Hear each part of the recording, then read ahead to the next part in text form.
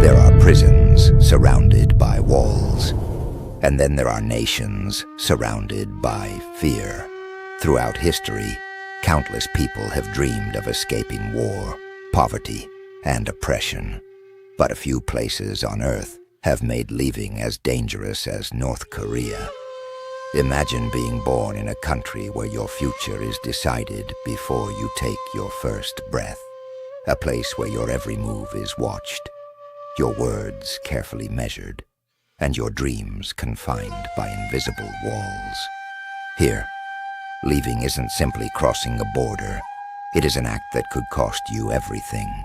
Your home, your family, your freedom, even your life. For more than 70 years, North Korea has stood as one of the world's most isolated nations, hidden behind barbed wire, towering fences, armed guards, and relentless surveillance. It has become a place many describe as the hardest country on Earth to escape. But how did an entire nation become so closed to the outside world? What events shaped this extraordinary isolation? And why have thousands risked impossible journeys across mountains, frozen rivers, and hostile territories in search of a single dream? Freedom. This is not merely the story of a country. It is the story of millions of lives shaped by history, politics, war, and survival. Tonight, we journey into one of the most secretive places on Earth to uncover the truth behind the hardest place to leave. This is the history of North Korea.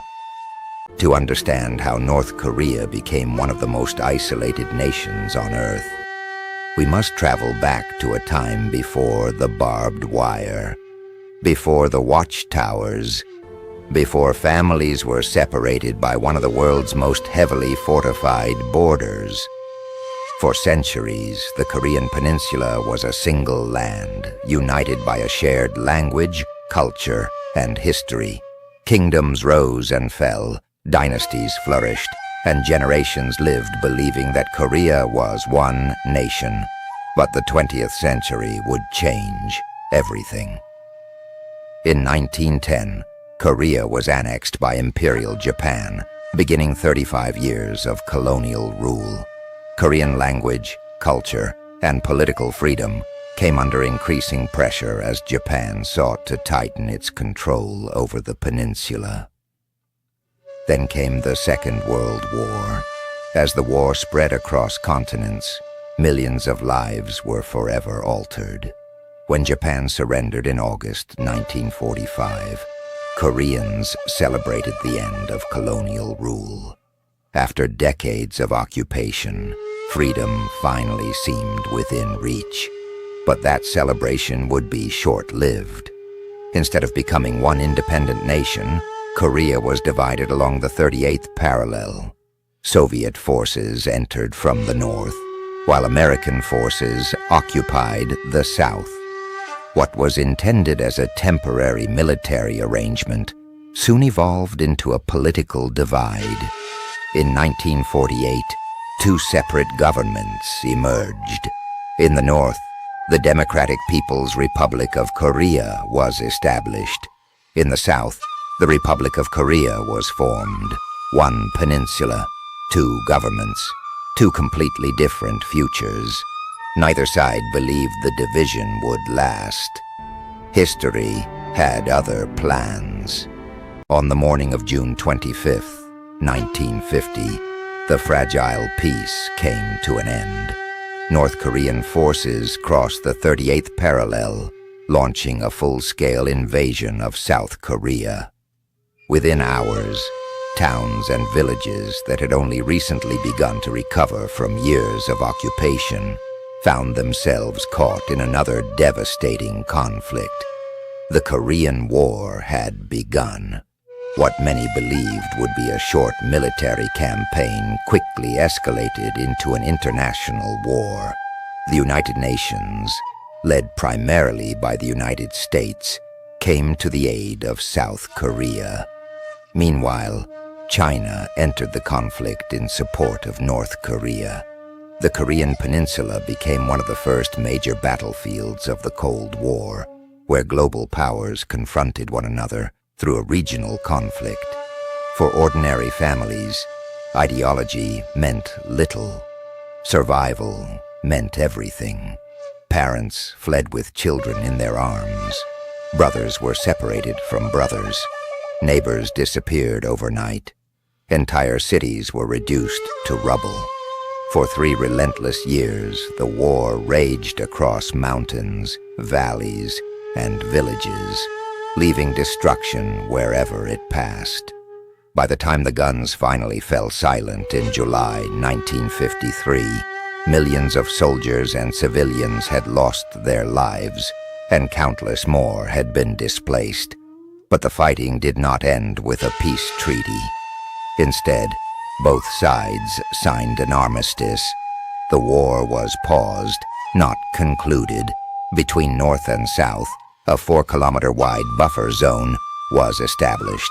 It became known as the Korean Demilitarized Zone, or simply the DMZ. Despite its name, it would become one of the most heavily guarded borders on Earth.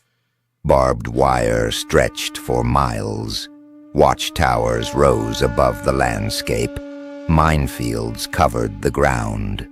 Families who had once lived only a few kilometers apart suddenly found themselves separated by a border they could no longer cross. For many, those final goodbyes became permanent, and as the decades passed, the border grew stronger, while hope of reunification grew weaker. On one side, South Korea began rebuilding into a modern democracy and economic powerhouse. On the other, North Korea turned inward, constructing one of the most tightly controlled societies in modern history. As the world raced into a new era of technology and global change, North Korea chose a different path. Its leadership sought to build a nation that relied on its own strength, its own industries, and complete loyalty to the state. This philosophy became known as Jusha, often translated as self-reliance. In theory, it promised independence from foreign influence. In practice, it reshaped nearly every aspect of daily life. Schools became places where children were taught not only mathematics and history, but also unwavering loyalty to the nation and its leadership. Radio broadcasts, newspapers, books, and television were tightly controlled. For most citizens, information from outside the country became extremely limited. Foreign films were rarely seen. Foreign music was almost never heard. Access to international media was heavily restricted. Travel inside the country required permission in many circumstances. Travel beyond the country's borders was even more tightly controlled.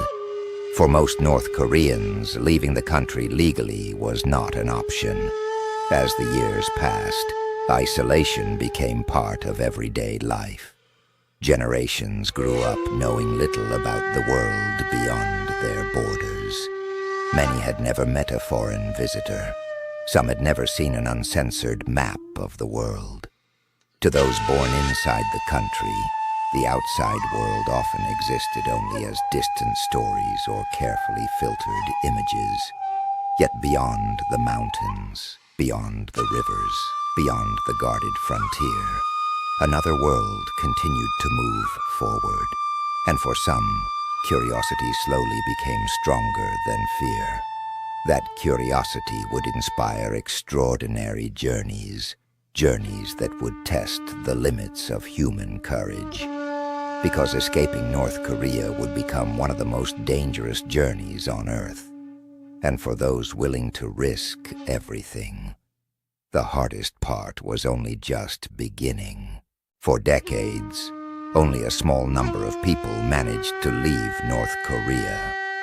Each person carried a different story. Some hoped to reunite with family they had not seen in years. Others dreamed of opportunities they believed existed beyond the border. Many simply wanted the freedom to decide their own future. But leaving was never as simple as walking away. North Korea's borders were designed to prevent unauthorized departures.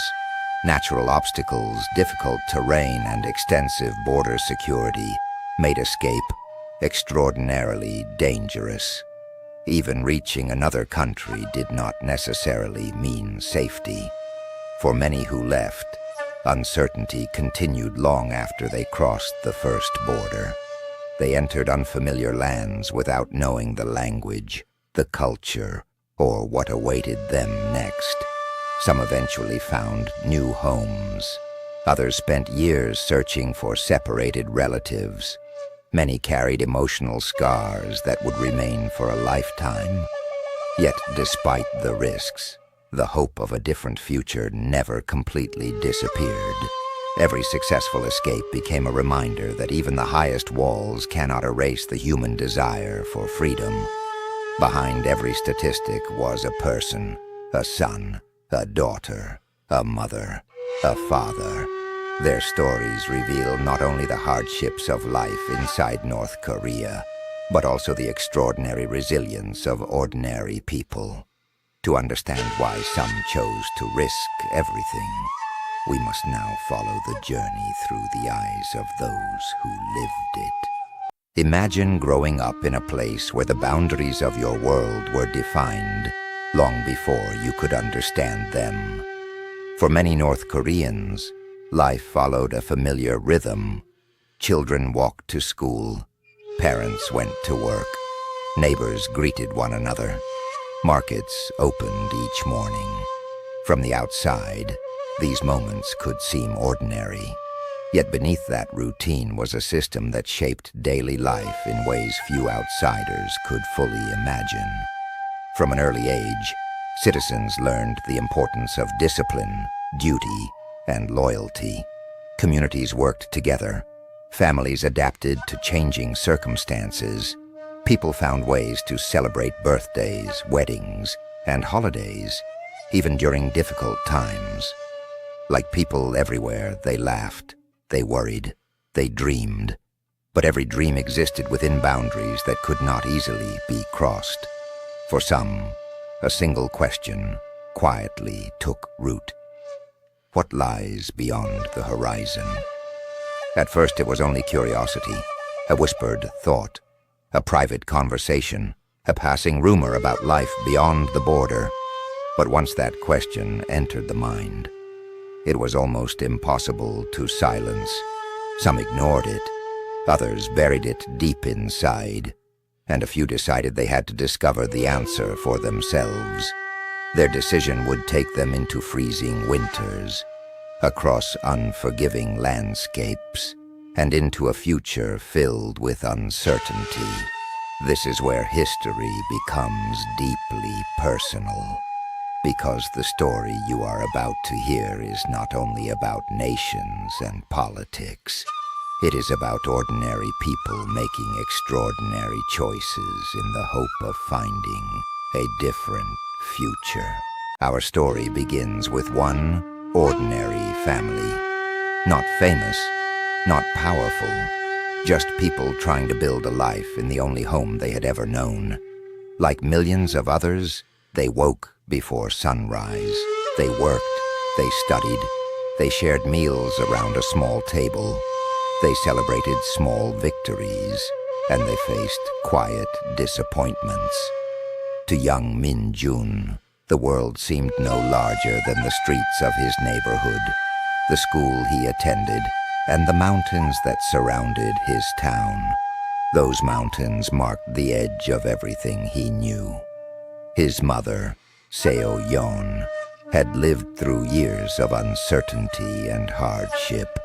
She rarely spoke about the past, but the expression on her face whenever she looked toward the distant peaks suggested there were memories she could never completely leave behind. As Min-jun grew older, his questions grew with him. Why can't we travel there? What is on the other side of those mountains? Why do people whisper when they speak about the outside world? At first, Seo-yeon answered with gentle smiles, then with careful silence. Not because she lacked the words, but because some questions carried consequences. Even quiet curiosity could feel risky. Still, the questions never disappeared. Instead, they grew stronger with each passing year. And before long, mother and son would find themselves standing at a crossroads that neither of them had ever imagined. The choice before them would demand courage, sacrifice, and a willingness to step into the unknown. Their journey was about to begin. It began with small changes that at first hardly seemed worth noticing. The shelves at the local market were sometimes less full than before. Conversations became shorter. Neighbors spoke more carefully. Even laughter seemed quieter. Life continued, but an unspoken uncertainty lingered beneath the surface. Seo-yeon noticed it long before Min-jun did. She had learned, through years of experience, to recognize the difference between ordinary hardship and the feeling that something was changing. She protected her son as best she could. She encouraged him to study, to work hard, to be kind, and to appreciate the small moments of happiness they shared together. But she could not protect him from curiosity. With every passing year, Min-jun looked beyond the familiar streets of his village. He watched the mountains. He wondered about the rivers that disappeared beyond them. He imagined the places he had never seen. The more he imagined, the more impossible it became to stop asking questions. Seo-yeon could see the curiosity growing in his eyes. It reminded her of someone she had once known. Someone whose dreams had carried them farther than anyone expected. Those memories stayed locked deep inside her heart. One cold evening, as snow drifted silently outside their small home, Min-jun broke the silence. "Mother, do you think our lives will always be the same?" Seo-yeon did not answer immediately. She looked toward the frost-covered window, then back at her son. For a long moment, neither of them spoke. Finally, she whispered words Min-jun would never forget. "Life can change when you least expect it. The question is whether we have the courage to face that change." Neither of them realized it then, but that moment would become the beginning of everything that followed. The years that followed would test them in ways they could never have imagined. Every decision carried uncertainty. Every new day demanded resilience.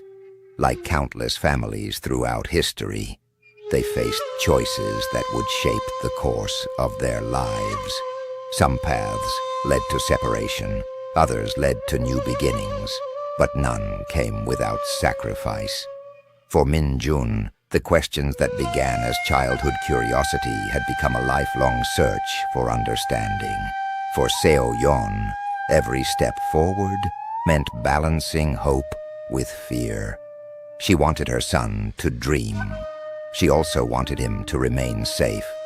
Between those two desires lay the most difficult choice any parent could face. Their story represents more than one family. It reflects the experiences, hopes, and hardships of many people whose lives were shaped by history beyond their control. The Korean Peninsula remains divided today. Families separated decades ago still hope for reunion. Many continue to remember loved ones they have not seen for generations. History is often told through wars, governments, and political leaders.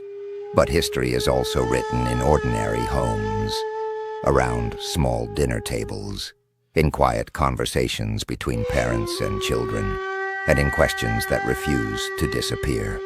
The story of North Korea is not only a story of borders, it is a story of identity, of resilience, of loss, and of hope.